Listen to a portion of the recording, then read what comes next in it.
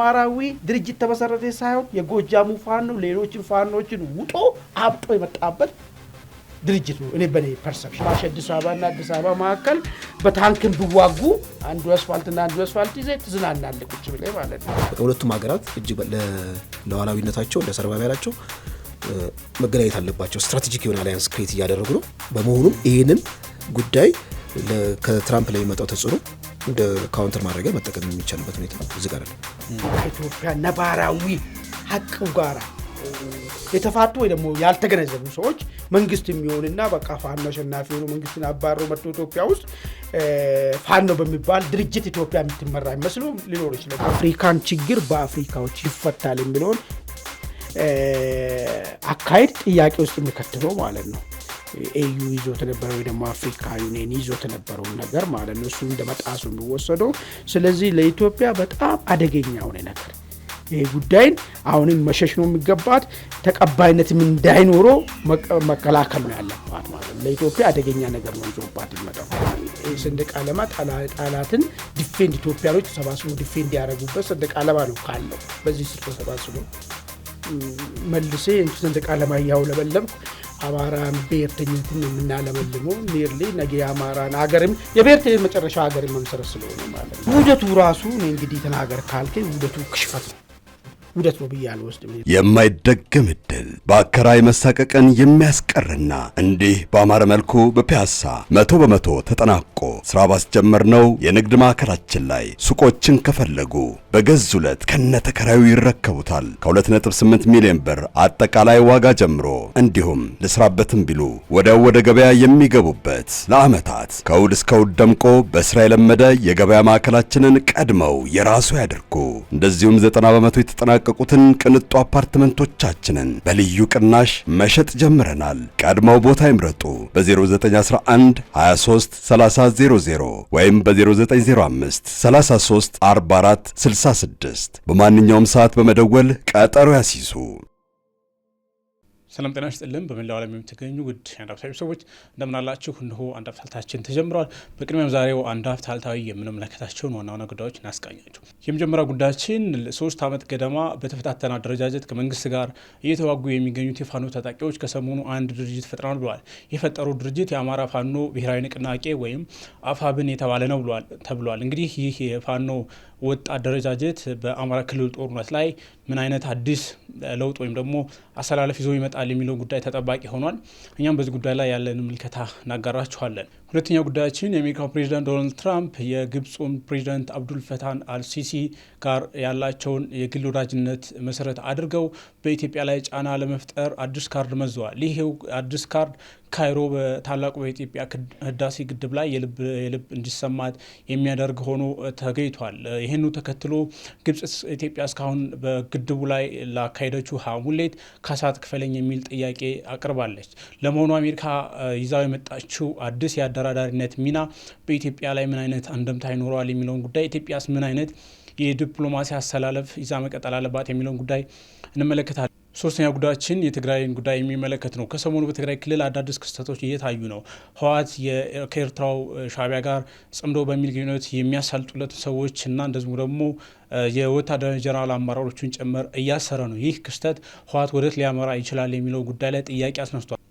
በሌላ በኩል ደግሞ የአሜሪካ ኤምባሲ በአዲስ አበባ ከሰሞኑ ወደ ወልቃይት አቅንተው ከዚህ ቀደም ምዕራብ ትግራይ ይባል የነበረውን ወልቃይትን ሁመራ በሚል መጠቀማቸው ህወሓትን አስቆጥቷል። ሌሎች የትግራይ ኃይሎችንም አስቆጥቷል። ህወሓት በጉዳዩ ላይ ተቃውሞ መግለጫ ሲያወጣ እንደ ጌታቸው ረዳ ያሉ የትግራይ ኃይሎች ደግሞ የወልቃይት አስተዳደር ይፈርሳል የሚል መግለጫ ሰጥተዋል። በሌላ በኩል ኮሎኔል ደመቀ ለዚሁ ምላሽ ሰጥተው ወልቃይት ላይ ከዚህ በኋላ ማናቸውም የትግራይ ኃይል መጥቶ አስተዳደረንም የሚል ምላሽ ሰጥተዋል። ይሄንንም ሰፋ አድርገን እንመለከታለን። አብራችሁ እንድትቆዩ በአክብሮት እንጋብዛለን። ደሪና ማን እንደምን አላችሁ? መልካም። ወደ መጀመሪያው ጉዳያችን ስንገባ እንግዲህ የፋኖ ታጣቂዎች 3 ዓመት ገደማ በተበታተነ አደረጃጀት ከመንግስት ጋር እየተዋጉ ቆይተዋል። አሁንም ውጊያው እንደቀጠለ ነው። በዚህ ውስጥ እንግዲህ አንድ ወጥ አደረጃጀት ፈጥረናል ብለዋል፣ አፋብን የተባለውን። ይሄ ወጥ አደረጃጀት እንግዲህ ከኢትዮጵያ የተሻገረ አንደምታ አለው የሚሉ አስተያየቶች ከወዲሁ እየተሰሙ ነው።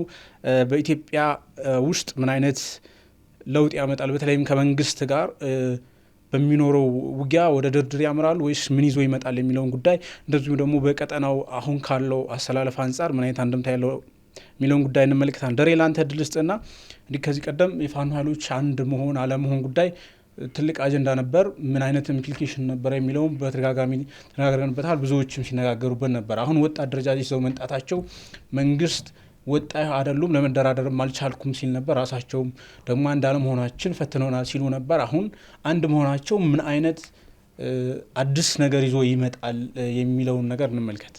አመሰግናለሁ መርሻ። ይሄ ጉዳይ እንግዲህ ለለፉት 2 ቀናት ያው የሚዲያውን አውታር በደንብ የተቆጣጠረው ነገር ነው። ሀገራዊ ከሀገር ፖለቲካ አንጻር እንዲሁም ደግሞ ኢትዮጵያ ውስጥ ያለውን ፖለቲካ ከመወሰን አቅጣጫ ከመወሰን አንጻር የራሱ የሆነ እንግዲህ ዶሚኖ ኢፌክት አለው። ምናልባት ወደ አንድምታው ከመሄዴ በፊት በሁለቱ ጎራ ማለት መንግስትን በሚደግፉ የዲጂታል ክንፍና እንዲሁም ደግሞ የፋኖ ደጋፊዎች በነዛ ጎራ ሲስተጋቡ የነበሩትን ሀሳቦች በተወሰነ ደረጃ እሱን ልናገር። በፋኖ ደጋፊዎች ዘንድ በቃ አሁን ድርጅት ተመስርቷል፣ አለቀ፣ ኢትዮጵያ ውስጥ ያለው ችግር በሙሉ በዚህ አዲስ በተቋቋመው ድርጅት መፍትሄ ያገኛል፣ ከመንግስት ጋር ያለውም ግጭት ቅርጽ በያዘ መልኩ አስተማማኝ በሆነ መልኩ ወደዛ ያመራል፣ እርስ በርስ ያለውም ሽኩቻ በፋኖ ውስጥ ያለው ሽኩቻም ካሁን በኋላ አይኖርም የሚል የፋኖ ደጋፊዎች ሲያስተጋቡ ሰምቻለሁ። የመንግስት በሚደግፉ ደግሞ የዲጂታል አውታር እዛ ያሉት ደግሞ የሚያስተጋቡት የነበረው ምን ነበረ? አይ የፋኖ አደረጃጀት ውስጥ ይሄ የፋኖ አደረጃጀት የተባለው የቲፒኤልኤፍ እና የሻዕቢያ ምንድነው ስሊፒንግ ሴል ነው ወይም ደግሞ የዛ ሳተላይት ነው ብሎ ያስቀምጣሉ። ሌሎች ደግሞ ከዚሁ ጋር በተያያዘ በአካባቢ ስትመለከተው አንዳንዶቹ እንደውም አይ የኛ አካባቢ በበቂ ሁኔታ ሪፕሬዘንት አልተደረገም፣ የመንግስት ደጋፊ የሆኑ የዲጂታል ክንፎች ማለት ነው፣ እንደውም እዚህ ውስጥ አፋብን ውስጥ ትክክለኛ ፖዚሽን አላገኘንም የሚል ሀሳብ ሲያንሸራሽሩ ሰምቻለሁ። እንግዲህ ሁለቱም ከራሳቸው ኢንተረስት አንጻር ነው የሚያንጸባርቁት ማለት ነው። አሁን ገለልተኛ በሆነ እይታ የኢትዮጵያ ፖለቲካ ግድ እንደሚለው አንድ እንደሚያመዛዝን ዜጋ ጉዳዩ ስትመለከተው አዎንታዊና እንዲሁም ደግሞ አሉታዊ ኢፌክት አለ የሚለውን ነገር በደንብ መተንተን አለበት ነው። እሺ ከአዎንታዊ ልነሳ። ከአዎንታዊ ስነሳ ከዚህ ቀደም መንግስት ራሱ የሰላም ካውንስል የሚል አቋቁሞ ነበረ። አማራ ክልል ውስጥ ያለውን ችግር ሰላማዊ በሆነ ማዕቀፍ መፈታት አለበት፣ ምክንያቱም እነዚህ የተበጣጠሱት በየቦታው ያሉት አንጃዎች የሀገሪቱን የፖለቲካ እውነት ገሃነባዊ አውድ ውስጥ እየከተቱት ነው። በመሆኑም የኢትዮጵያ ችግር መፈታት የሚገባው በጠረጴዛ ዙሪያ ነው ተብሎ አንድ የሰላም ካውንስል ተቋቁሞ ነበረ። የሰላም ካውንስሉ ሪፖርት በሚያደርግበት ጊዜ የሰማነው ምንድነው? የፋኖ አደረጃጀት ለሰላም አማራጭ በጣም አስቸጋሪ ነው፣ ምክንያቱም የተለያየ ሀሳብ ነው የሚስተጋባው። ይሄ ደግሞ ያስቸገረን ምንድነው? በአንድ ድርጅት ውስጥ ስላልተጠቃለሉ ነው ብሎ ሪፖርት አድርጎ ነበር። ሌሎችም ደግሞ የውጭ ድርጅቶችም የውጭ መገናኛ አውታሮችም ስትመለከት የፋኖ አደረጃጀት ወደ ሰላም እንዲመጣ ከተፈለገ ራሱ የትኛውን ፋኖ ነው መጥቀስ የምንችለው? ጎንደር ያለው፣ ጎጃም ያለው፣ ሸዋ ያለው የተዘባረቀ ነገር ነው እና ኢትዮጵያ ውስጥ ያለውን ችግር ራሱ በዚህ በሰላም አማራጭ ሶፍት በሆነው ፓወር ማለት ነው በዛ አማካኝነት ወደ መፍትሄ ለመምጣት ተቸግረናል የሚለውን ነገር ምናልባት ለዚህ መፍትሄ ሊሆን ይችላል ብሎ አንድ በአዎንታዊ መልኩ ማስቀመጥ ይቻላል። አንድ ሪስፖንስብል የሆነ አንድ ኦርጋናይዝድ የሆነ ድርጅት አለ ከተባለ በአማራ ክልል ውስጥ ይህን ድርጅት ተጠያቂ ታደርገዋለህ። ቀውስም እዛ ውስጥ በሚከናወንበት ጊዜ ወይም ደግሞ ስርዓት አልበኝነት በሚፈጠርበት ጊዜ ያን ድርጅት ቀጥታ ተጠያቂ ታደርገዋለህ። ከመንግስት ጋር ራሱ ለማደራደር ጫና ለማሰደርም በዲፕሎማሲያዊ መንገድም ይህን ድርጅት ምናልባት ወደዚህ ወደ መድረክ ለማምጣት ቀላል ሊሆን ይችላል ነው። አንድ ይሄ ነው እንግዲህ አዎንታዊ ብሎ ከተወሰደ። አሉታዊና በጣም ሊያሰጋ የሚችለው ነገር ምንድን ነው? ኢትዮጵያ እንደምታውቁት ያው እንግዲህ በጣም በብዙ ችግር የተተበተበች ነች። ዙሪያዋን ከብሔራዊ ጥቅም አንጻር ዙሪያዋን የሚሽከረከሯት ባላንጣ ሀገራት አሉ። ከዚህ ቀደም ኢትዮጵያ ውስጥ ያሉትን ግጭቶች ለፕሮክሲ ዋር ወይም ደግሞ ለውክልና ጦርነት ለመጠቀም የተቸገሩበት ምንድን ነው? አንድ የሆነ ኦርጋናይዝድ የሆነ ከመንግስት ጋር ተቀናቃኝ የሆነ ኃይል ስለሌለ ያን ተቀናቃኝ ኃይል አክሰስ የሚያደርጉበት ምንም አይነት አማራጭ አልነበረም በፊት። ምክንያቱም የፋኖ አደረጃጀት ለዚህም አይመችም፣ ራሱ ለፕሮክሲ ዋር ወይም ደግሞ ለውክልና ጦርነትም አይመችም። አክቹዋሊ ፕሮክሲ ዋር አይባልም። የኛው ፕሮክሲ ዋር ሳይሆን የሚባለው ፕሮክሲ ዋር የሚባለው አንድ ምንድን ነው ባላንጣ የሆነ ሀገር ኮትኩቶ አሳድጎ ከዛ በኋላ ሎጂስቲክስ ሰጥቶ አይዲዮሎጂ አስታጥቆ ሲያስወጋ ነው ፕሮክሲ ዋር የሚባለው። አሁን ይሄኛው ግን ምናልባት ታክቲካል አሊያንስ ብለው ይችላል። ሌላ ቋንቋ ታክቲካል አሊያንስ ከፋኖ ጋር ሊፈጥሩ የሚችሉ የጎረቤት ሀገራት አሁን ኢትዮጵያና ኤርትራ ከባድ የሆነ ቁርቋሶስ ነው ያሉት እና የኢትዮጵያ መንግስትና የኤርትራ መንግስት ግጭት ውስጥ ቢገቡ አሁን ልክ እንደ ታክቲካል አሊያንስ መፍጠር የምችለው አንድ በጣም ኦርጋናይዝድ የሆነ መንግስትን የሚቀናቀን ኃይል አለ ማለት ይሄ ለመንግስትም ለአጠቃላይ ለሀገርም አደጋ ነው የሚሆነው። ታክቲካል አሊያንስ መፍጠር የሚችል አንድ የተደራጀ የታጠቀ ኃይል አለ የሚል ነገር ነው። ሌሎችም ሀገራት ከመንግስት ጋር ያላቸውን ቁርቋሶ በኃይል ለመፍታት ቢፈልጉ ቀጥታ ፋኖን አክሰስ አድርገው ከፋኖ ጋር ያላቸውን ጥምረት በጣም አሳድገው መንግስት ላይ ጫና መፍጠር የሚችሉበትም አማራጭ ከፍ ይላል ማለት ነው እና ጂኦፖለቲካሊ ሌላ የሆነ መልክ ሊኖረው ይችላል። ኢንተርናሊ ግን ይህ ችግር ምናልባት ኢንተርናሊ ቅድም ያልኩት ከስርዓት አልበኝነት ጉዳዩን በሰላም ለመፍታት ከሚደረገው ጥረት አንጻር ምናልባት መንግስትም ይህንን አካል ናና በሰላም እንፍታ ጉዳያችንን ብሎ ሪስፖንስብል በሆነ መልኩ ጉዳዩን ማዕቀፉን አዘጋጅቶ የውጭ ኃይሎች የውጭ የፖለቲካ ኃይሎች ጣልቃ ገብተው ወደ ሰላም አማራጭ እንድንሄድ የሚያስችል የሆነ የፖለቲካ አውድ እንዲፈጠር ሊያደርግ ይችላል የሚለው ነገር ነው። አደጋው ደግሞ አንድ ኦርጋናይዝድ የሆነ መንግስትን የሚወጋ ኃይል ከወጣ ለፕሮክሲ ወይም ምንድነው ለውክልና ወይም ደግሞ ታክቲካል አሊያንስ ወይም ደግሞ ለምንድነው ጊዜያዊ የሆነ ህብረት ፈጥረው ከመንግስት ጋር ያለውን ጦርነት ለማፋፋም ለማሳደግ መንግስት ላይም ጫና ለማሳደር ትልቅ ሽመል ያገኛሉ የሚል ስጋትም አለ ማለት ነውና ስጋትም አለው እንዲሁም ደግሞ አዎንታዊም ጎን አለው። መልካም ዋማኑ ዳንተ ስመጣ እንግዲህ ከዚህ ቀደም የፋኖ ኃይሎች እንዳለመሆን በመንግስት በኩልም ቅሬታ ሲነሳበት ነበር። ከማን ጋር እንነጋገር ሁሉም የጎበዝ አለቃ ነው የሚል ነገር ነበር። ራሳቸው የማይክዱት ነገር የነበሩበት ሁኔታ የሚታወቅ ነው። አሁን ወደ አንድ መምጣታቸው እንግዲህ በእነሱ በኩል ተአምር እንፈጥራለን እያሉ ነው። በመንግስት ወይም በተቀናቃኞቻቸው በኩል ደግሞ ቅድም ደሬ እንዳነሳው በማህበራዊ ሚዲያ የምናየውን ነው። በቀጥታ የእነሱን ፕሮፓጋንዳ በሁለቱም በኩል የሚያስተጋቡትን የውጭ ተላላኪ ናቸው ምንም የማይደርሱም አይነት ነገሮች አሉ። ከዚህ ቀደም ደግሞ ሲባል እንደነበረው ጄኒውን የሆነ ችግሩን መፍትሄ ለመስጠት ወይም ደግሞ ኢትዮጵያ ውስጥ ያሉትን የእርስ በርስ ጦርነቶች ለማቆም ወጥ በሆነ አደረጃጀት ለምሳሌ ቲፒኤልኤፍንም በዛው የኦሮሞ ነጻነት ሰራዊትን ወይም ኦነግ ሸኔን በዛው ፋኖንም በየመስመሩ ማስተናገድ ነው እንጂ የሚሻለው መሸናነፍ አንዱን አጥፍቶ መኖር አይቻልም። ስለዚህ ማህሉን መንገድ መመረጥ አለበት የሚሉ ወገኖች እንደነበሩ ይታወሳል። ከዚህ አንጻር እንዴት ትመለከተዋለህ? በመንግስት በኩል የሚባል ነገር አለ፣ የውጭ ተላላኪ ናቸው ኮዝ የላቸው ምናምን ይባላል። በእነሱ ደግሞ ለውጥ እናመጣለን ከዚህ በኋላ መንግስትን እንገለብጣለን እያሉ ነው። መሀል ላይ ደግሞ ጄኒውን በሆነ መንገድ ኮዙን አድሬስ ለማድረግና ጦርነቱን ለማቆምም ችግሩን ለመፍታትም ጦርነት ማቆም አይደለም ወደ ጦርነት ያስገባውንም ችግር ለመፍታት እድል ይፈጥራል የሚሉ መሀል ላይ ሀሳብ የሚያነሱ ወገኖችም አሉ። ከነዚህ ሶስት ፖይንቶች አንጻር እንዴት ታየዋል? ዋናው መሰረታዊ ነገር የተመሰረተው ድርጅት ምንድን ነው ሊኖረው የሚችለው ሚና የሚለውን ነገር ማየቱ መልካም ይመስለኛል። የመጀመሪያ ደረጃ ማለት ነው። በሁለተኝነት ተመሰረተ የተባለው ድርጅት አንድነቱ ወይ ደግሞ የተበታተነ የፋኖ እንቅስቃሴ አንድ ሊሆን የሚችልበት መደላደል በምን ደረጃ ላይ አለው የሚለውን ነገር ለዚሁም በአንድ ሆነናል በተባለው ነገር ውስጥ የርዕዮተ ዓለም ጉዳይም ስለተነሳ የውደቱም ደግሞ ወደፊት የመቀጠልና ለመቀጠል ተግዳሮቶች ምን አሉበት የሚለውን ነገር በሶስት መደብ ተከፍሎ ብታይ መልካም ይመስለኛል። መጀመሪያው የሚሆነው ፋኖ አንድ ድርጅት ስር ወይ ደግሞ አንድ አምብሬላ ስር መሰባሰቡ ምንድን ነው ያለው ጠቀሜታ የሚለው ነገር ከታየ ከሶስት አንግል ብታይ መልካም ይመስለኛል። የመጀመሪያው ጦርነቱን እንግዲህ ጦርነቱ ሁሉ ጊዜ አይ ቲንክ በዚህ ዘመን ላይ ሆኖ የተሻለው ነገር ከሄድክ በኋላ ጦርነቶች በድርድር ነው የሚቋጩት። አሌስ መንግስትን ወይ ገልብጥ እንትን ካላልክ የሚችለው ነገር የምታረገው ነገር የተወሰነ ከገፋ በኋላ ጥያቄ የተቀባይነት እንዲያገኝ ካረከው በኋላ በዛ እሱን ይዘ ነገሮችን በድርድር የባሰ እልቂት እንዳይመጣ የባሰ ደግሞ መጉዳትም እንዳይፈጠር ነገሮችን በድርድር ለመቋጨት ይጠቅመው ይመስለኛል። የመጀመሪያ በአንድ አምብሬላ ስር መሰብሰቡ ማለት ነው። አንደኛው ፐርስፔክቲቭ ነው። ለምን ከዚህ በፊት ሲነገር ነበረ። በመንግስት በኩልም ሲነሳ የነበረው ነገር ነበረ። አንድ ቢሆኑ ለመነጋገር ያመችናል። አንድ እስካልሆኑ ድረስ ግን ለመነጋገር ፍቃደኛ ከሆነ አካል ጋር ለመነጋገር እንገደዳለን ነው። which is rational ነገር ነው። የግድ አንድ ያልሆናችሁምና አንተ ከብትመጣ ምን ዋጋ የለም ብለ መግፋት አትችልም።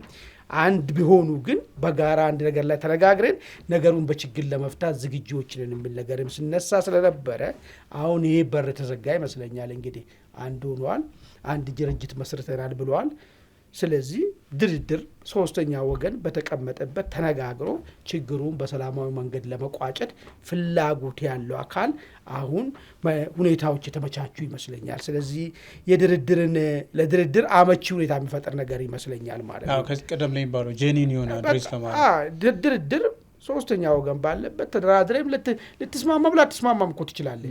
ነገር ግን ድርድር የሚለውን ነገር ለምን ህዝብ ይጠይቃል ባይዞ ከዚህ በኋላ ማለት ነው። አሁን ጊዜ እየቀጠለ ሲሄድ ምናልባት አንተ ምንም ይሄ ነገር አንተን የማይነካ በጣም ቤተሰቦች ሁሉ ነገሮች ተጠቃሎ ከኢትዮጵያ ውጪ ያሉ ከሆንክና በዚህ ነገር እንጆ የሚታረክ ካልሆንክ በስተቀር ውጪ ቁጭ ብለህ ውጪም ኖሮ ቤተሰቦች እዚህ ካሉ ጦርነት በቀጠለ ቁጥር አገሪቷ ክሮስ ውስጥ ትገባለች። አገሪቷ ክሮስ ውስጥ ገባች ማለት ደግሞ ቤተሰቦች አንተ ላይም ጫና ይመጣባል። እዛም በመሰራው ነገር ላይ አምጣ መባል አይቀርም። ቤተሰቦች እያለቁ ማለት ሲምፕል እንትኑን ማስቀምጥልኝ ነገር። ስለዚህ አንዳንዱ ዝም ብሎ ሰብስበው ውጭ ሀገር ካለ ግን ጉዳይ አይደለም። ግማሽ አዲስ አበባና አዲስ አበባ መካከል በታንክም ቢዋጉ አንዱ አስፋልትና አንዱ አስፋልት ይዘህ ትዝናናለህ ቁጭ ብለህ ማለት ነው።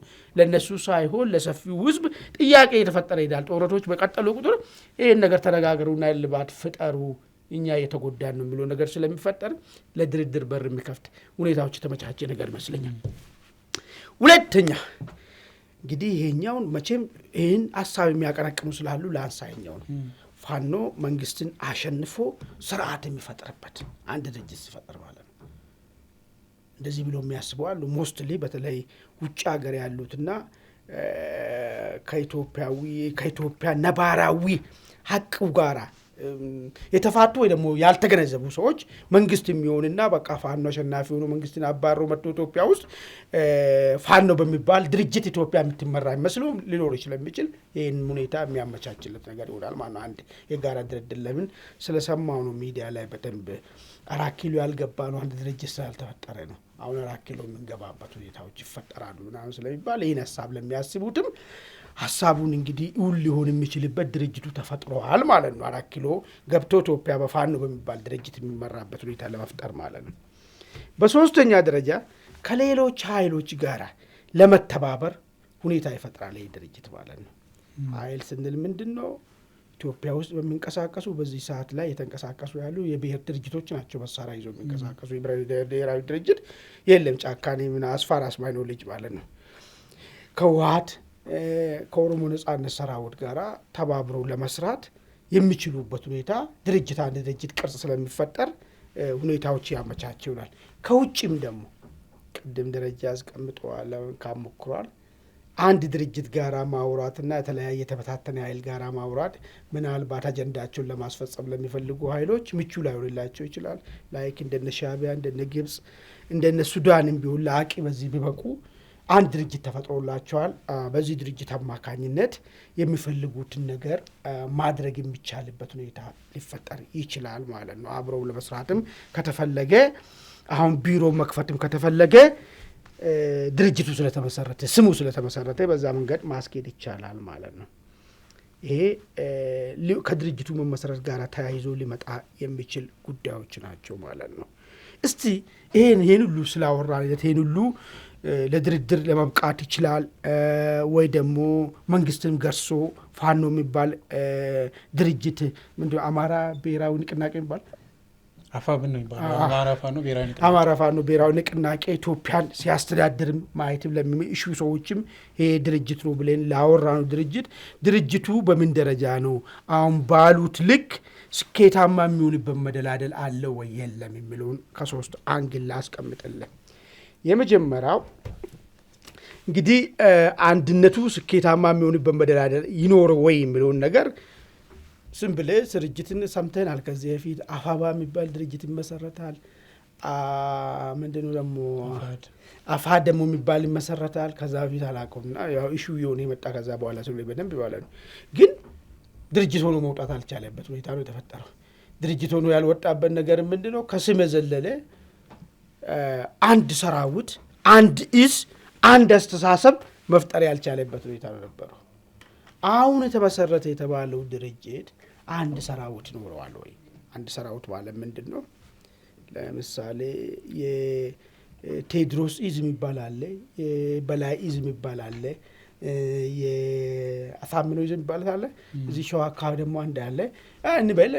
እነዚህ አንድ ላይ ገብቶ በአንድ ኮማንድ ስር ገብቶ አንድ ሰራዊት ሆኖ ይቀጥላሉ ወይስ ድርጅቱ በላይ ነው? ድርጅት የሚባል ነገር ተፈጥሮ በታች ደግሞ እነዚህ ኢንቲቲዎች ራሳቸውን እንደቻሉ ነው የሚቀጥሉት። ይህ ማለት በሌላ አነጋገር ሊትራሊ ውህደት ይፈጸማል ወይስ አይፈጸምም ነው ጥያቄው ማለት ነው። ይሄ አለ ወይ? ይሄ ባልተፈጠረበት ድርጅት ብለህ ስሙን ከላይ ብታስቀምጥ ይሆናል ወይ የሚል ጥያቄ አለኝ እኔ። ለምን ትልቁ ነገር ትጥቅ ትግል ነው እያካሄዱት ያለው። ትጥቅ ትግሉን ደግሞ የሚፈጽመው ወታደር ነው፣ ሰራዊቱ ነው፣ ታጋዩ ነው። ታጋዩን አንድ ኮማንድ ስር ካላስገባና አንድ መመሪያ ስር ካላስገባ ሰዎች ድርጅት መሰረትን ብል ስም ከማውጣት የዘለለ ነገር ይመጣ ነገር አይመስለኝም።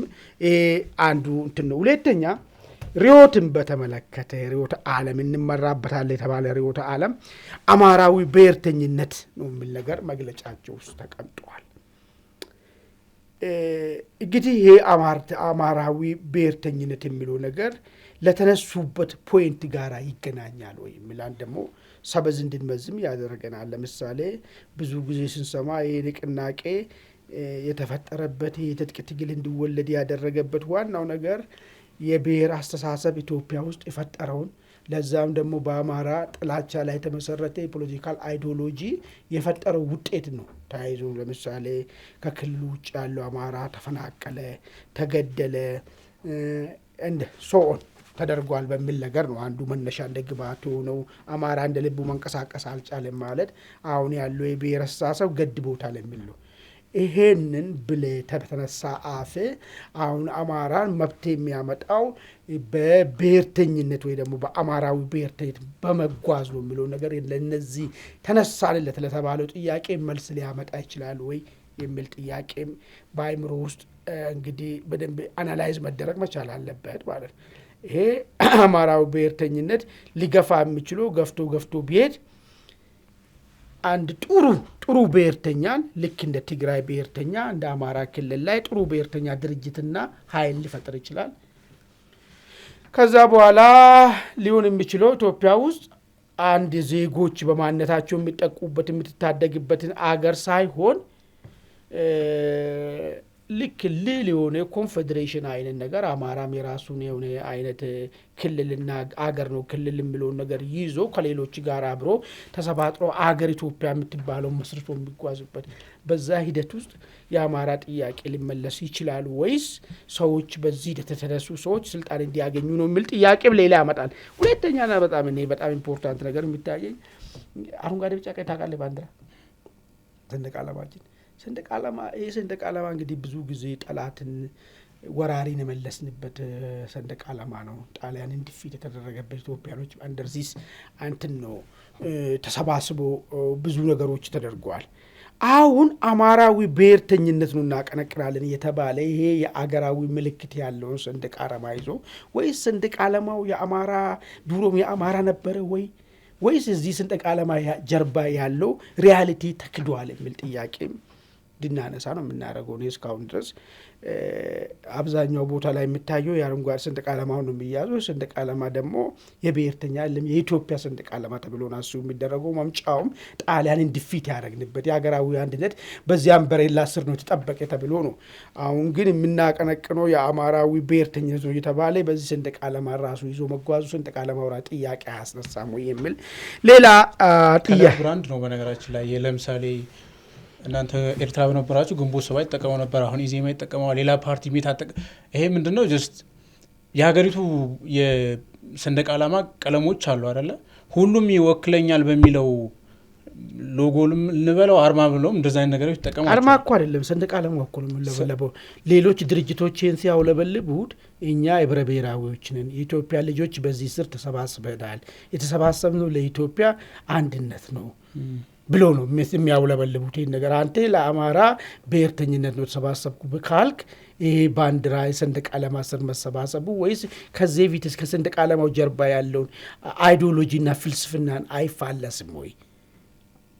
ለምን ሰንደቅ ዓላማ ጣላትን ዲፌንድ ኢትዮጵያኖች ተሰባስበው ዲፌንድ ያደረጉበት ሰንደቅ ዓላማ ነው ካለው በዚህ ስር ተሰባስበው መልሴ እንቱ ሰንደቅ ዓላማ ያውለበለብኩ አማራ ብሔርተኝነትን ነው የምናለመልመው ኒርሊ ነገ አማራን ሀገርም የብሔርተኝነት መጨረሻ ሀገርን መመስረት ስለሆነ ማለት ነው። እንደዛ ነው እነ ትግራይ አሁን እያስቸገረ ያለው። በኋላ በኦሮሚያም በሶማሌ በኩል ሊመጣ የሚችለው ነገር ካልተገታ አገርን ነው የምትመሰርተው። አማራ ሀገርን መሰረታለን እያልክ የሰንደቅ ዓላማ አስተውለበልብ ወይ ሰንደቅ ዓላማ ተሰምቶ ወይ ሰንደቅ ያው ነው ብሔርተኝነቱ እሱ ስለሆነ መጨረሻ ብሔርተኝነት እሱ ነው ያየነው። በቲፒኤልኤፍ አየን በብሔርተኝነት የተደራጁ ኢትዮጵያ ውስጥ ብቻ አይደለም ያለው በነገራችን ላይ እንደዛ ብሎ ምንም አይቻልም። ሩቁ ጋር ምን አስኬደን እኛ የምናውቀው ነው ልጅ ለምን አንጠቀም? ሁሉም እኛ የምናውቀው ነው ልጅ ሌላ ቲዮሪ ከምንፈልገው እዚህ እኮ ጥሩ አስተማሪ ብሔርተኞች እኮ አሉ ኢትዮጵያ ውስጥ እኮ። ቲፒኤልኤፍ አለ ትግራይ ብሔርተኝነትን አቀነቅናለሁ አለ አቀንቅኖ ሄዶ አሁን የቱ ጋር እየደረሰ እንዳለ አይተናል። ይሄ ምንም ትምህርት የሚያስፈልገው መጽሐፍ ማንበብን ኮሌጅ መግባት የሚያጠይቅም ጉዳይም አይደለም። ስለዚህ ይሄኛውም ሄዶ በዛው መንገድ ነው የሚሄደውና ምናልባት ወይስ ከሰንደቅ ዓላማው ጋር ከተያያዘው አይዲዮሎጂ ራሱ መጀመሪያ የነበረንን ግንዛቤ ለጥያቄ አይጭርም የሚል ነገር ነው እኔ ያየሁት ነገር ነው ለማንሳት ሞክሩ። በመጨረሻ ላይ ውህደቱ ራሱ እኔ እንግዲህ ተናገር ካልከኝ ውህደቱ ክሽፈት ነው። ውህደት ነው ብዬ አልወስድም። ለምን እንደው መሰለኝ ውህደት ብዬ አልወስድም ማለት አንድ ውህደት የተባለው ፓርቲ እንኳን ምንም ትጥቅ በሌለው በሰላማዊ ትግል የሚታገለው ፓርቲ እንኳን ፐርሰናሊ ካልተዋሃዱ ሰዎቹ ያላቸውን አጥር ሰባብሮ አጥር የሚባል በመሃላቸው ካልሰባበሩ ድረስ ነገ ለመለያየት ዝግጁ ነው የሚሆነው። እነዚህም ጦራቸውን እስካላጠናከሩ ድረስ ወደ አንድ ማምጣትን መንገድ ካላስቀመጡ ዝም ብሎ የተሾሙ ሰዎች ከላይ ነው ያሉት። አሁን ለምሳሌ 19 ስልጣን ሰማሁ እኔ ከዛው ስልጣን ይቅርታ አድርግልኝ 4 ስልጣን ነው ያለው እዛ ውስጥ። የመጀመሪያው ስልጣን ምንድነው ያለው? ሊቀመንበሩ ፖዚሽን የያዘው ግለሰብ እሱ ስልጣን ነው ኤክሰርሳይዝ ማድረግ የሚችልበት ነው። ሁለተኛው ስልጣን የሚኖረው የሚችለው ወታደራዊ መሪ ነው ለጀነራል ተፈራ ተሰጠ። እሱም ሰራዊቱ አንድ ከሆነ ብቻ። ሰራዊቱ አንድ ካልሆነ ምን ይመራሉ? ጀነራል ተፈራ የሚመሩት ነገር የላቸው። ሁሉም የአካባቢ የራሱን ስለሚመራ ማለት ነው። ከዛ ቀጥሎ ያለው ስልጣን ፖለቲካ ጉዳይ የሚባለው ነው። ፖለቲካ ጉዳዩ ግን በህዝብ ግንኙነቱ የመታጠፍ እድሉ በጣም ሰፊ ነው። ለምን ካልከኝ እነዚህ ሰዎች ዳር ሀገር ላይ ቢሆኑ አንድ ቢሮ ይዞ ስለሚሰሩ ድርጅታዊ ስራ ይሰራሉ ብለ ነው። አንዱ ጎጃም ቁጭ ብሎ፣ አንዱ ሸዋ ቁጭ ብሎ፣ አንዱ ባህር ዳር፣ አንዱ ጎንደር ቁጭ ብሎ፣ አንዱ ወሎ ቁጭ ብሎ በየትኛው አሰራር አንድ ድርጅታዊ ስራ ሊሰራ የሚችልበት የሚቻለው ህዝብ ግንኙነቱና ሊቀመንበሩ ነው በቃ ስልጣን ያላቸው። ስለዚህ አማራዊ ድርጅት ተመሰረተ ሳይሆን የጎጃሙ ፋኖ ሌሎችን ፋኖችን ውጦ አብጦ የመጣበት ድርጅት ነው እኔ በኔ ፐርሰፕሽን። ስለዚህ አይሳካም ብለ ነው ዳር አይደርስም ብለ ነው የትም የነገርኩ እኮ ነው። ሌላውን አይደለም አንድነታቸው ነው ሌላውን ጉዳይ አይደለም። አንድነታቸው ከጅምሩ ፌል አድርጓል። የትም አይደርስም ብለ ነው ዘረዘርቱ ኩል እኮ ነው በደንብ አድርጌ እኮ እንዴት እንደሆነ ማለት ነገሩ ማለት ነው። ስለዚህ በዚህ ጉዳይ ላይ ስትል ማለት ነው መጨረሻው ሲቀመጥ ምንድነው ምንም ድርጅት ተመሰረተ ሳይሆን የጎጃሙ ፋኖ ሌሎችን ፋኖ ውጦ አብጦ የመጣበት ስም ቀይሮ የመጣበት ነገር ነው እንጂ እንትኑን በጣም ደሬ ባንተ በኩል አማን እንዳለው ከጅምሩ የከሸፈ ሆኖ ይቀራል ወይስ ደግሞ በስኬት መንገድ በአንድነታቸው ደረጃ ነው ሌላውን ጉዳይ ይሸነፋሉ እነሱ የራሳቸው ጉዳይ አይመለከተንም? እሺ ከዛ በፊት ግን ሰንደቅ ዓላማ ላይ አንድ ኢንተረስቲንግ ነጥብ አንስተዋል። አማን ያው ሀሳቡ ፕሮቮክ ነው ያደረገው ማለት ቆንጆ ነው ማለት መመርመር አለበት እውነት ነው አረንጓዴ ቢጫ ቀይ ሲባል። እኔ ግን ምንድነው ልዩነት ያለኝ ከአማን ጋር ለምሳሌ የትግራይ ብሔርተኝነት አይተው ከሆነ በሙሉ በኢትዮጵያ የትግራይ ማህበረሰብ በኢትዮጵያ ማዕቀፍ ውስጥ ሆኖ የሰራውን ገድል ሁሉ ክዶ አዲስ የሆነ የቲፒኤልኤፍ የወለደው ብሔረተኝነት የሚወክል ከዛ ከቻይና አይደለ የተዋሱት እቺ ኮከብ ያላት ባንዲራ ነው የሚጠቀሙት። ምናልባት ሲመስለኝ ማለት ነው እንግዲህ ስፔኩሌሽን ነው አረንጓዴ ቢጫ ቀይ የሚወክላቸው ታሪካዊ የሆኑ ሴቶች በሙሉ እዚህ አማራ ብሔረተኝነት ጋር አይጣላም የዛ ስቴክሆልደር ሼር ሆልደርን አለንበት ከሚለው አንጻር ይመስለኛል ምክንያቱም አረንጓዴ ቢጫ ቀይ የሚወክላቸው ምንድነው አድዋ ላይ ሞታል ኦሮሞውም አፋሩም አማራውም ሞቷል አረንጓዴ ቢጫ ቀይ ምንድነው ለነጻነት መጋደል ነው አረንጓዴ ቢጫ ቀይ ምንድነው ኢትዮጵያ ውስጥ ያለውን አጠቃላይ ምንድነው ዩኒቲ የሚያሳይ ነገር ነውና እሱን እነሱ ኤሌመንቶች ከኛ ጋር አይጣላም እኛም ባለቤት ነን ከሚል አንፃር ይመስለኛል አረንጓዴ ቢጫ ቀይ በእርግጥ በታጣቂዎች ዘንድ ብቻ አይደለም ያለው ኖርማል ማህበረሰቡን ብታይ በግልጽ የሚጠቀመው ነገር ነው ወደ ሰሜን አካባቢ እኮ ያው ቲፒኤልኤፍ እንደው ዲና ያደረገው እንጂ ቀብር ላይ ራሱ ያው አረንጓዴ ቢጫ ቀይ ይወጣልና ከማህበረሰቡ ስለልቦና ጋር የተሰፋ ስለሆነ አይ ቲንክ መለየት ስለማይቻል ይመስለኛል አንዴ ነው ወደ ሁለተኛው ነጥብ ስንነሳ እንግዲህ አማን ምንድነው ያለው የጎጃም አደረጃጀቶችን በጣም ሲግኒፊካንት የሆነ ፖዚሽን ነው ያዙትና እንደውም የጎጃሙ ሌሎችን ዋጠ የሚል ነገር ነው የሚለው እኔ እንደውም ከዛ ይልቅ አፋድ የሚለውን የዋጠ ነው ይመስለኝ ይሄ ያሳምነኛል አፋድን ማለት ነው ለምሳሌ የሚለው አራት የፖሊት ቢሮ ይባላሉ አይደል እነዚህ አራቱ ከዛው ሶስቱ ከአፋባ ናቸው አንደኛው ከሸዋ ማነው መከተው ማሞ አይደል ከአራቱ ማለት ነው አራት ክፍለ ሀገር ነው የተወከለው እንግዲህ ከጎጃም ከወሎ ከጎንደር እና የፖሊት ቢሮ ውስጥ ሶስቱ አፋባ ናቸው አንደኛው አፋድ ነውና አፋድ እንደው ሟምቶ መጨረሻ ላይ ያው አፋባ የጠቀለው ነው ይመስለኝ እንግዲህ የመተዳደሪያ ደንባቸውን አላየንም እኛ በስፔኩሌሽን ደረጃ የምናወራው የፖሊት ቢሮ ምንድነው የሚሰራው እነዚህ አደረጃጀቶች ምንድነው የስልጣን ድርሻቸው ምን ሊሰሩ የሚችለው ስራ አስፈጻሚ ያሰነኝ 19 ስራ አስፈጻሚ ከሆነ እንዴት ነው ውሳኔ የሚወስኑት በማጆሪቲ ቮት ነው እነዚህ አራቱ ደግሞ ፖሊት ቢሮዎቹ ዩናኒመስ በሆነ ቮት ነው የሚወስኑት ውሳኔ ሲወስኑ ማለት ልክ እንደ ቬቶ ፓወር ማለት ነው አራቱም ካልተስማሙ ውሳኔው ተፈጻሚ አይሆንም የሚል ነገር እና እንደዚህ ሁሉ የድርጅቱ ያሰራር አጠቃላይ መርሆች ወይም ፕሪንሲፕሎች እሱን መርምረ ከዛ በኋላ ይተች ይመስለኛል በእርግጥ አማን ያለውም ነገር ይሳካል አይሳካላቸውም ወደፊት የሚታየው እኔ ደሬ ግን ያነሳው ነገር ላይ ምናልባት ሰዓታችንን እንዳንወስድ እንጂ የትግራይ ብሔርተኝነትም ሲወለድ ማለት ነው ቀስ እያለ ነው አሁን የደረሰ ቦታ ላይ የደረሰው ብሔርተኝነት ያው ወደ ታችን በለው ወደ ላይም ታድጋለህ እያልክ ሁሉንም ነገር ድናይ ወደ ማድረጉ የምትሄድበት እየሄድክ ነው የምትሄደው ዋናው እሱ መኪናውን ብቻ ባቡሩን ብቻ ተሳፈሩ መጨረሻው እዛው ጋር ነው የሚያደርስ እነሱ 50 ዓመት ተሳፍሮ እዛ ቦታ ደረሱት እነዚህ እስከ ተሳፈሩ ድረስ ወደዛ መድረሳቸው የማይቀር ጉዳይ ነው እኔ ያው ምን ምታታለው ነገር ወይ ምናሽሙንለት ነገር የለም በቃ ባቡሩን ከተሳፈርክ መጨረሻው ወደዛ ነው የሚሄደው ወይ ምናልባት በፋኖ በኩል የኢትዮጵያን የዎችን አቺቭመንት የሆነን ሁሉ ወስዶ ለአማራ ካልሰጠ ከዛ መፋታት ባይችል ማለት ነው መፋታቱን ባይችል ለመፋታት ርቀኛል ካለ ሁሉንም ወስዶ ለመጠቀለል ነው የሚሄደው ማለት ነው ከሁለቱ አንዱ ነው እንጂ የሚያደርገው ባቡሩ ከተሳፈርክ መመለሻ የለህም ነው ሁለተኛው ነገር ግን እኔ አሁን በደንብ አድርጎ እንትን የሚዳረገው ነገር እነዚህ ሰዎች ዌር ዘይ አር በስልክ እኮ በፍጹም እኮ እንደዚህ ድርጅታዊ ስራ ወይ ሰርቶ የሚያውቅ ሰው ወይ ትጥቅ ትግል ውስጥ አልፎ እንደዚህ የሚያውቅ ሰው ካል በጣም ሲኒየር ሰዎች እኮ አሉ የቲፒኤልኤፍ ሰዎች አሉ ኦኔግ ሰዎች አሉ እዛው እነሱ ውስጥ ራሱ የአፋባይ የግንቦት ሰባት ሆነ ትጥቅ ትግል እንዴት እንደሆነ ማለት ነው አንድ ግለሰብ እኮ ዘመነ እኮ ሊቀመንበሩ የአገራድ ማን ነው የአርበኞች ግንቦት ሰባት ሊቀመንበር ውጪ ቁጭ ብሎ ለቀሪዎቹ ስራ አስፈጻሚ ኬንያ ቁጭ ብሎ ኤርትራ ቁጭ ብሎ ስራ መስራት አልቻልንም ብሎ እኮ ቃወም ነበር በስካይፕ የገባ እንዴት ሆኖ ሊሆን ይችላል አብረን ነው የትጥቅ ትግል እንደዚህ ነው ቢገርም ነገር ቢሮ ቁጭ ብሎ እንዴት ሆነ ነው አሁን ጎጃምና ጎንደርና ሸዋና ወሎ ሆነ ፖሊት ቢሮ ብለ ውሳኔ አሁን እኔ በፍጹም ለኔ ይከብደኛል ለምን ስለምረዳ ማለት ነው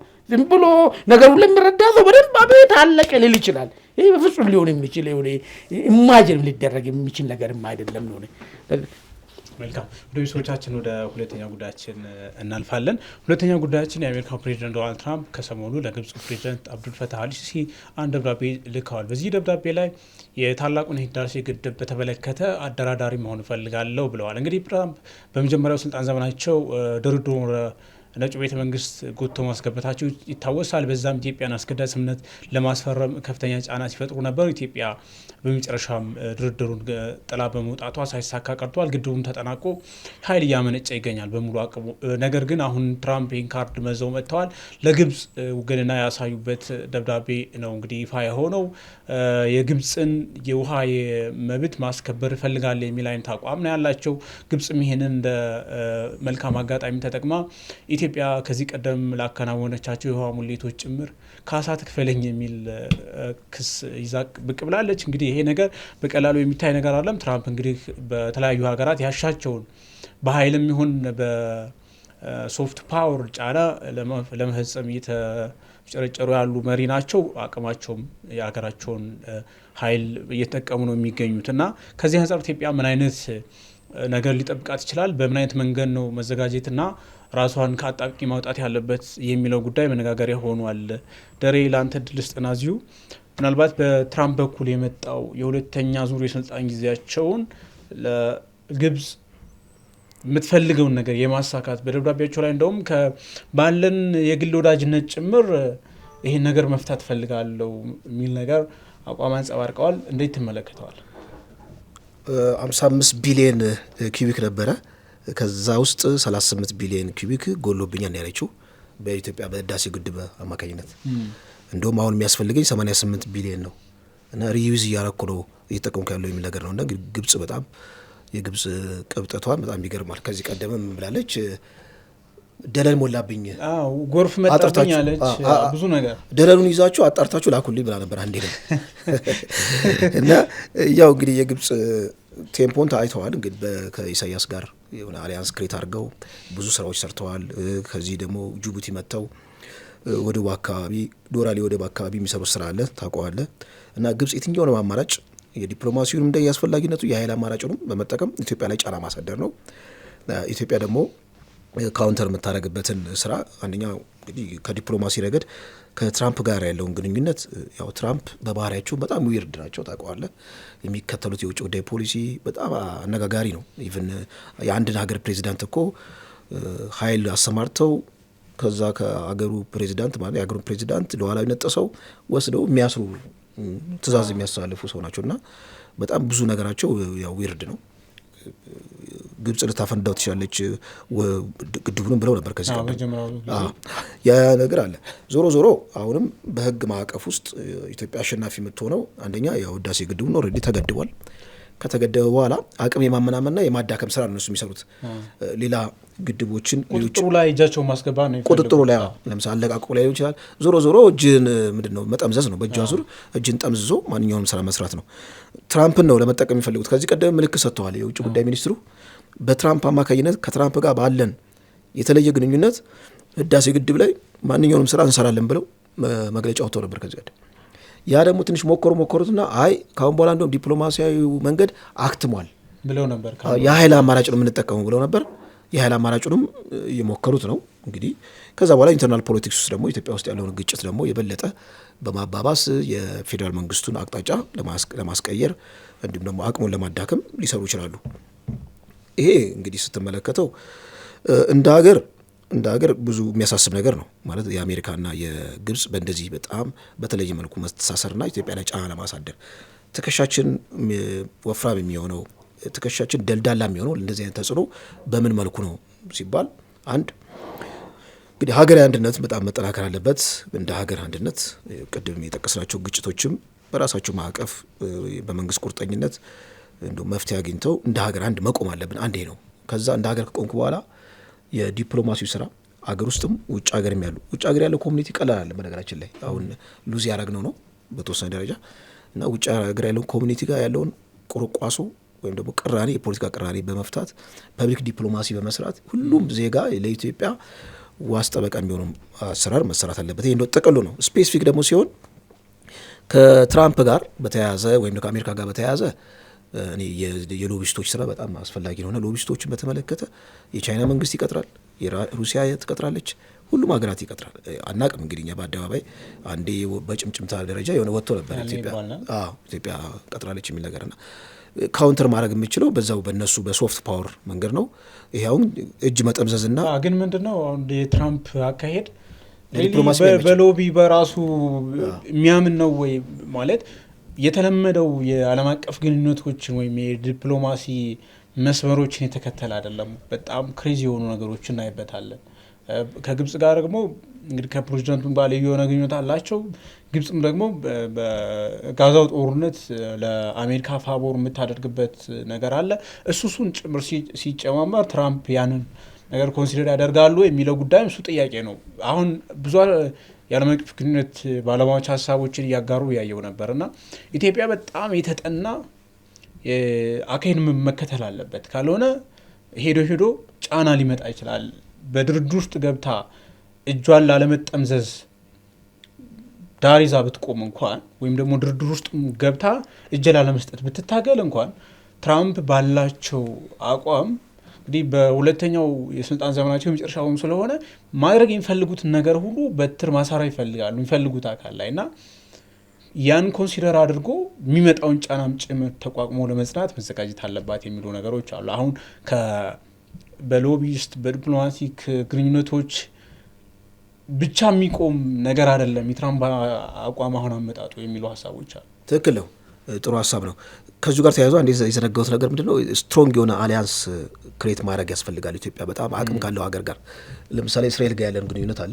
የእስራኤል አሊያንስ ቀላል አይደለም እና እሱን አሊያንስ በጣም ከፍ አድርጎ እንደዚህ አይነትን ጫናዎችን ካውንተር ማድረጊያ መጠቀም እንችላለን የሚለው ነገር እሱ ራሱ በደንብ መሰመር አለበት ማለት ነው። ምክንያቱም ራሱ እስራኤልና ኢትዮጵያ ያላቸው ግንኙነት ልክ ሰጥቶ መቀበል ብቻ ሳይሆን ወይም ደግሞ የትራንዛክሽናል በሆነ መልኩ አይደለም ሁለቱ ግንኙነት እየፈጠሩ ያሉት። በቃ ሁለቱም ሀገራት እጅግ ለሉዓላዊነታቸው ለሰርቫይቫላቸው መገናኘት አለባቸው። ስትራቴጂክ የሆነ አሊያንስ ክሬት እያደረጉ ነው። በመሆኑም ይህንን ጉዳይ ከትራምፕ ላይ የሚመጣው ተጽዕኖ እንደ ካውንተር ማድረጊያ መጠቀም የሚቻልበት ሁኔታ እዚህ ጋር አለ። መልካም አማን ወዳንተ ስመጣ እንግዲህ ከዚህ ቀደም የነበረው ሂስቶሪካል የ14 ዓመታት ድርድር ይታወቃል። የግብጽ ኢትዮጵያና የሱዳን የሶስትዮሽ ድርድር እንግዲህ ትራምፕ በመጀመሪያው ስልጣን ዘመናቸው ወደ ዋይት ሀውስ አስገብተውት ነበር ድርድሩን። በመጨረሻም እንግዲህ ኢትዮጵያ እጅ አልሰጠችም። ከዛ በኋላ ነው ድርድሩ ቆሞ ህዳሴ ግድቡ አልቆ ተመርቆ ኦልሬዲ በሙሉ አቅሙ ስራ ላይ የሚገኘው። አሁን ትራምፕ ዳግመኛ ከዚህ ቀደም የኢትዮጵያና የግብጽን ጦርነት አስቆሚያለሁ የሚል ነገር እንግዲህ ያልተፈጠረ ጦርነት አስቆሚያለሁ ያው እንግዳ ነገር ነው ትራምፕ እያደረጉ ያሉት ነገር በእርግጥ ለራሳቸው ለአሜሪካን ጭምር እንግዳ ነገር ነው። ያልተፈጠረን ጦርነት አስቆሚያለሁ የሚል አይነት ነገር ነበር። ያ ነገር ይሄን ነገር እንደሚመጣ ፕሪኮንዲሽን ነው። ትራምፕ የሆነ ነገር ካልኩሌት እያረጉ ነው የሚሉ ትንተናዎችን ስናነብ ነበር። አሁን እንደተፈራውም ኦልሬዲ አደራዳሪ መሆን እፈልጋለሁ ብለው ኦፊሻሊ ሌተር ጻፉ ለግብፁ ፕሬዚደንት። ለኢትዮጵያ ደግሞ ለፕሬዚደንት ታዬ አጽቀሥላሴ በግልባጭ ልከዋል። እንግዲህ ለሱዳንም ለተባበሩት አረብ ኤሚሬትስ ለሳውዲ አረቢያም ልከዋል። እንግዲህ እነሱ ባላቸው በሁለቱ ሀገራት በሶስቱ ሀገራት ተደራዳሪዎች መካከል ባላቸው በቀጥታ የሚሆን ዘዋሪ ጫና ይመስለኛል ለሳውዲ አረቢያና ለተባበሩት አረብ ኤሚሬትስ ደብዳቤው በግልባጭ የተላከው። የሆነ ሆኖ አሁን ትራምፕ ይሄን ብለው የሚቀሩ ሰው አይደሉም። የሆነ ነገር ይዘው ይመጣሉ ወደፊት። እንግዲህ አስገዳጅ ጫና የመፍጠር በትራቸው ሊያሳርፉ ስለሚችሉ ከወዲሁ መዘጋጀት ያስፈልጋል የሚሉ ሀሳቦች አሉ። በአንተ በኩል የትራምፕ አቋም ምን አንደምታ አለው? ኢትዮጵያስ በምን መልኩ ነው ይህን ነገር ዲፌንድ ማድረግ ያለባት? ጥሩ እንግዲህ ፕሬዚዳንት ዶናልድ ትራምፕ ይህን ሀሳብ ሲያመጡ ለኢትዮጵያ ምንድን ነው ይዘውለት የሚመጣው ሀሳብ? ለግብጽስ ምንድን ነው ይዘውለት የሚመጣው ሀሳብ?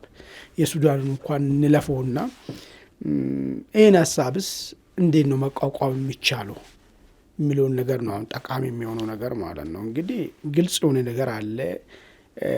ለኢትዮጵያ የሉዓላዊነት ጥያቄ ነው፣ ጥያቄ ውስጥ የሚከት ጉዳይ ነው። ይህን ጉዳይ ከዚህ በኋላ ትራምፕ አሁን ባቀረበው ጉዳይ የውሃ የምትለቀው መጠን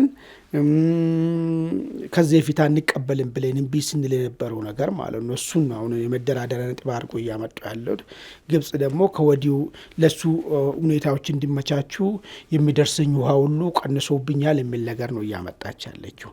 ስለዚህ ኢትዮጵያ በዚህ ሂደት ውስጥ ሂደቱ ውስጥ የምትቀጥል ከሆነ ሉዓላዊነቷ ጥያቄ ውስጥ ግድቡን ሉዓላዊነት ጥያቄ ውስጥ የሚከትበት ሁኔታ ነው የሚፈጠረው ማለት ነው። ሀሳቡም እሱ ነው፣ የግድቡን ሁኔታ ሉዓላዊነት ጥያቄ ውስጥ መክተት ስለሆነ።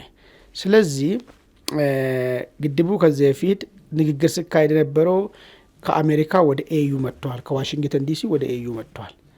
አሁን መልሶ የግድቡን ኢሹ ወደ ዋሽንግተን መውሰዱ ራሱ የኢንተርናሽናላይዚንግ የሚባል ነገር መጣል ማለት ነው። የአፍሪካን ችግር በአፍሪካዎች ይፈታል የሚለውን አካሄድ ጥያቄ ውስጥ የሚከትለው ማለት ነው። ኤዩ ይዞት የነበረው ወይ ደግሞ አፍሪካ ዩኒየን ይዞት የነበረውን ነገር ማለት ነው። እሱ እንደ መጣስ ነው የሚወሰደው።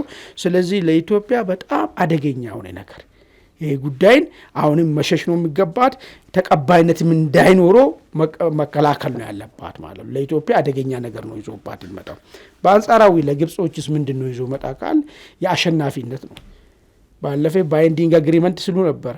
አሁን ከባይንዲንግ አግሪመንትም አልፎ አብረን እናስተዳድራለን፣ ከዛም አልፎ ያን እምቢ ያለውን ውሃን እንድንለቅ የሚያስገድድን ስምምነት ሊያስፈርመን ነው ትራምፕ እየመጣ ያለው ማለት ነው። ስለዚህ ይሄ ለግብጾችን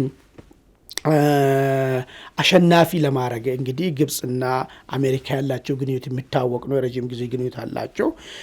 እሱን ተጠቅመው ግብጾችን አሸናፊ የሚሆኑበት ሁኔታ ለማመቻቸት የመጣ ቀመር ነው ማለት ነው። ይሄ ከሆነ ኢትዮጵያ ምንድን ነው ማድረግ ያለባት ነው? አንደኛ ጉዳዩ በአፍሪካ ደረጃ ብቻ እንዲታይ አሁን እንግዲህ እንትኑም ሰሚቱም ሊካሄድ አይደለ የአፍሪካ ማለት ነው። ዘንድሮ ሰሚት ይካሄዳል አሁን እንትን ላይ እሱ ላይ አድቫንቴጁን ተጠቅማ አፍሪካኖች ጫና ስቴት ሜምበር ስቴቶች ጫና እንዲያደርጉ ማድረግ ነው። የአፍሪካ ጉዳይን አፍሪካኖች ብቻ መፍታት እንዳለባቸው፣ ሌላ አካል እጁን ማስገባት እንደሌለበት አፍሪካ ህብረት ይህን አቋም እንዲይዝ በዚህ ግፊት መፍጠር መቻል አለባት ማለት ነው። አንዱ እሱ ነው። ሁለተኛው ጉዳይ ግን ከተለያዩ ኃይሎች ጋራ ጥምረቷን መጀመር ነው። ላይክ እንደ ቻይና ጋራ ራሽያ ጋራ በሴኩሪቲ ጉዳይ ላይ እነዚህ የአረብ ሀገራቶችም እነ ኳታር እነ ሳውዲ ጋራም ጥሩ ግንኙነት መጀመር መቻል አለባት። ተርኪዬ ጋር ጥሩ ግንኙነት መጀመር መቻል አለባት። ይሄ አሜሪካን የማስገደድና ኢትዮጵያን ተፈላጊነቷ እንዲጨምርለት የሚያደርግበት ሁኔታዎችን ይፈጥራል ማለት ነው። እሱም ካልሆነ ግን ዋሽንግተን አደራዳሪ ሆና ከምትደራደር ኢትዮጵያ ጉዳዩን ወደ ዓለም አቀፍ ፍርድ ቤት ህግ መውሰድ ነው የሚቻለው ማለት ነው። ለምን ፍትሃዊ የሆነ ውሃ ክፍፍል የሚባል እዛ ነው ያለው። እዛ የቅኝ ግዢ ፍርማ ምናምን የሚባል ነገር አይሰራም እሱ ነገር ማለት ነው። ስለዚህ ጉዳዩ ወደ ፍርድ ቤት መውሰዱም አማራጭ ነው የሚሆነው ማለት ነው። ጠቅላላ ሳረግልህ አሁን የመጣው ነገር ኢትዮጵያን አደጋ ውስጥ መክተት ቅርቃር ውስጥ የመክተት ስትራቴጂ ነው እየመጣ ያለው ግብፅን ፌቨር አድርጎ። ስለዚህ ሬዚስት ማድረጊያውን ወይ ደግሞ ካውንተር ማድረጊያውን መንገድን በደንብ በብላት ላይ ተሞላ አካሄድ ካልንበት ያለቀ የሞቴል ጉዳይ እሱ ጉዳይ ላይ መልሶ ሰውየው የራሳቸውን ባይዘው ሰውየው ምንድነው መሰለኝ ፐርሰናል እንትከልቱን ይፈልጋል። የሞቴ ነገር አሁን ግብጾች እኮ ተስፋ ቆርጦ እኮ ጨርሰዋል እኮ አደራድራለሁ በማለት መልሶ በዚህ ጉዳይ ላይ የግለሰባዊ እንትነቱ ገኖ እንዲወጣ ነው። ምናልባት ይሄ ነገር የአሜሪካ ፖሊሲም ስለማይሆን ነገ የሰውየም ከስልጣን ሲወርዱ የሪፐብሊካኖች ሲሸነፉ የሚቆም ነገር ስለሚሆን እስከዛ ድረስ ግን በርትቶ ሪዚስት ማድረግ ነው ከኛ መጠበቅ። ከኛ መጠበቅ እንግዲህ አራት ዓመት ምንም ማድረግ አንችልም። እንግዲህ ይሄን መከላከል ነው ያለብን አማራጭ። አሁን ባስቀመጥኩልህ ጉዳዩ ሌላ አፐር ስትሪም እነዚህ እነ ኡጋንዳ እነ ኬንያ ምናምኖች እነዚህ ያሉ አይደለ ዋንት እነሱን ማደራጀትና ከኢትዮጵያ ጎን እንዲሰለፉ አቋም እንዲይዙ መስራት ነው ያለብን ነገር ማለት ነው። ዋናው ነገራችን እኛ ስቲክ ማድረግ ያለብን ኤዩ ላይ ነው ስቲክ ማድረግ ያለብን። መንበር ስቴቶች በዚህ ጉዳይ ላይ የትራምፕን አካሄድ እንዲያወግዙ። የአፍሪካ ችግር በአፍሪካ ነው። ችግር የለም የአፍሪካ ጉዳይ አፍሪካ ነው የሚፈታው የሚለውን ነገር እሱ ነው ቦልድሊ ማንሳት ያለብን እኛ ማለት ነው። የአፍሪካን ችግር የሚፈታው ዋሽንግተን ነው የሚለውን አስተሳሰብ እሱን እንዲወገዝ ማለት ነው። እሱም ማስደረግ ነው እኛ። ሌላው ደግሞ ቅድም እንዳልኩ ከሌሎች ሀገራት ተፎካካሪ ሀገራቶች ጋር ግንኙነታችንን በማጠንከርና አስፈላጊነታችንን መጨመር። ለምን ለምሳሌ ከአልሸባብ ሽብርን በተመለከተ እዚህ ቀጠና ላይ አሜሪካና ኢትዮጵያ ጥሩ ግንኙነት ያላቸው አብረው የሚሰሩበት ሁኔታዎች አሉ። እሱን እንደ መደራደሪያ ማንሳት ነው በቃ ያለ አማራጭ እሱ ነው። በእርግጥ ዋናው ፖይንት እንግዲህ በግራም በቀኝም የተጠና አካሄድ ኢትዮጵያ መከተል አለባት የሚል ነው። ምክንያቱም አጣብቂኝ ውስጥ ገብቶ ሌላ ጫና ከማስተናገድ የሚል ነው። ውድ ቤተሰቦቻችን ሁለት ጉዳዮችን ተመልክተናል። ለሶስተኛ ጉዳይነት የያዝነው ካለን ሰዓት አንጻር በመረጃነት የተወሰኑ ጉዳዮችን ብለናቸው እናጠናቅቃለን። እንግዲህ በትግራይ ክልል ከሰሞኑ አዳዲስ ክስተቶች ታይተዋል። ከታዩ ክስተቶች መካከል አንድ የህወሓት ከፍተኛ ጀነራል የነበሩ የአርሚ 15 አዛዥ የነበሩ ጀነራል ጉሽ ከሰሞኑ መታሰራቸው ተሰምቷል። የታሰሩበት ዋና ምክንያት ደግሞ የክልሉ ሰላምና ጸጥታ ቢሮ ወይም በጀነራል ፍስሐ የሚመራው ቢሮ ያወጣው መግለጫ ጦሩ ወይም ደግሞ የህወሓት ሰራዊት ለግዳጅ እንዳይዘጋጅ እንቅፋት በመሆን እንዳይሰነጥን እንዳይደራጅ በማድረግ እንደዚሁ ደግሞ የጥላት ተልእኮ ተሸካሚ ሆነዋል በሚል ነው። እንግዲህ ጀነራሉ ከጌታቸው ረዳ ቡድን ጋር ግንኙነት አላቸው የሚል መረጃ ሲሰማ ነበር። ጌታቸው ረዳም ጀነራሉ ከታሰሩ በኋላ ጀነራሉ የሚታሰሩ ሳይሆን ሊመሰገኑ የሚገባቸው ሰው ነበሩ የሚል ሀሳብ አንጸባርቀዋል። እንግዲህ በሌላ በኩል ደግሞ የህወሓትና የሻዕቢያ ጽምዶ ግንኙነት አሳላጭ የነበረው በህወሓት በኩል ብርሃን ገብረ ጊዮርጊስ የሚባለው ወጣት ከሰሞኑ መታሰሩ ተሰምቷል። እርሱ በታሰረ ሰሞን ደግሞ የህወሓቱ ጀነራል ልጅ ናይል የምትባለው ከኤርትራው ጽምዶ አሳላጭ አወል ሰይድ ጋር ተገናኝታ ወደ ኤርትራ ስትጓዝ የሚያሳይ ቪዲዮ ራሷ አሰራጭታለች። እንግዲህ ጽምዶ አደጋ ውስጥ ገብቷል የሚል መረጃ ከሰሞኑ ይሰማ ነበር። አሁን በሌላ መንገድ የአሳላጭ ሰዎች ቀይረው እንዳስቀጠሉት ነው እንግዲህ እየተገለጠ የነበረው። ከዚሁ ጋር መግቢያችን ላይ ያነሳ ነው ጉዳይ የወልቃይት ጉዳይ ነው። ከሰሞኑ የአሜሪካ ኤምባሲ በአዲስ አበባ ወደ ሁመራ ወልቃይት አቅንተው እንደነበር ይታወሳል። ከዛ በኋላ ያወጡት መግለጫ እንግዲህ የትግራይ የፖለቲካ ኃይሎችን ጌታቸው ረዳን ህወሓትን ጨምሮ በተመሳሳይ አቋም አስቆጥቷቸዋል። እንግዲህ ጌታቸው ረዳ ከሁመራ ከተመለሱ በኋላ ወይም ጀነራሉ ምዕራብ ትግራይ አለ ማለታቸውን ተከትሎ እንግዲህ ወልቃይት አሳረን የኮሎኔል ደመቀ ሊፈርስ የሚል መረጃ አሰራጭተው መነጋገሪያ መሆኑ ይታወሳል። ህወሓትም ደግሞ እንደዚሁ በአምባሳደሩ አቋም ላይ ቅሬታውን ገልጧል። የወልቃይት አስተዳዳሪዎች ደግሞ እንደ ኮሎኔል ደመቀ ያሉት ወልቃይት ላይ የሚፈርስ አስተዳደር የለም፣ እንደ ከዚህ ቀደሞ አጠናክረን እንቀጥላለን፣ ከዚህ በኋላ የትግራይን የፖለቲካ ኃይሎች ሰላማዊ ሰዎች ካልሆነ በስተቀር ወደ ወልቃይት አናስገባም፣ አንቀበልም፣ አናስተናግድም የሚል አቋም አንጸባርቀዋል። የዛሬውን አንድ አፍታ እዚህ ላይ እንቋጫለን። ስለ ተከታተላችሁን በእጅጉ እናመሰግናለን። ጤና ይስጥልኝ።